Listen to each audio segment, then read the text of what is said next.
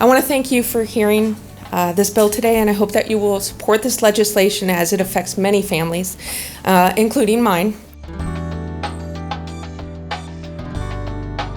Current law prohibits a 2nd through 5th grader from enrolling in Florida Virtual part-time unless they've been enrolled in a public school the previous year. This bill removes the prior public school enrollment requirement for the previous year, giving 2nd through 5th graders the same opportunity and choice in their education as K through 1 and 6 through 12. Brandon is healthier because I am capable of monitoring his blood sugars 24/7. I'm also happy to report that I'm able to reduce Brandon's A1C from 11 to 6.9.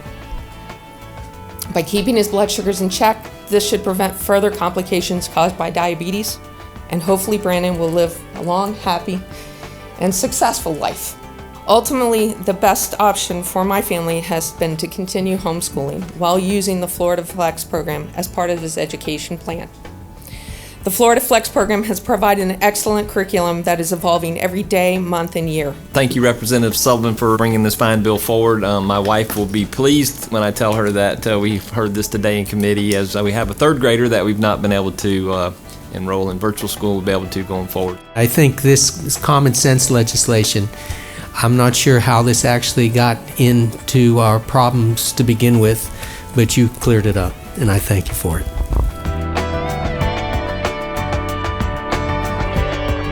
I'm a parent of a child with autism in 8th grade here in Tallahassee at Trinity Catholic School.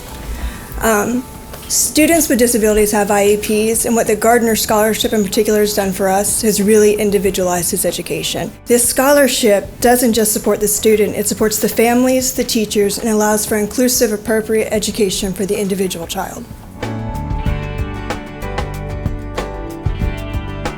In listening to the concerns of teachers, parents, administrators, etc., we know that one of the biggest complaints is the interruption and the fact that we don't get a full school year in before we start to actually test. And that's what this was intended to do from the very beginning when we started this. So this bill puts us at a full school year before we start testing.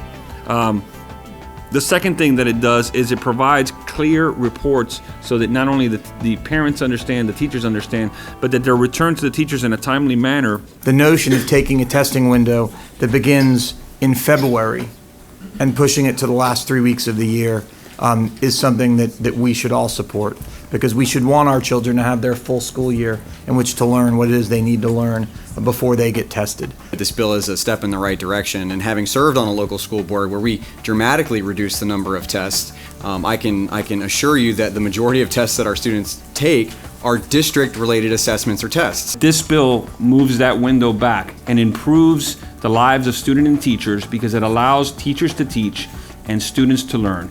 And at the end of the day, everyone on this committee, which is an appropriations committee, should be concerned that those dollars we're sending down to those schools at the end of the day are benefiting our kids. House Bill 293 requires that the Department of Education conduct a comprehensive study of states with high-performing students in grades 6 through 8 in reading and mathematics based on the NAEP. And why do we need to do this?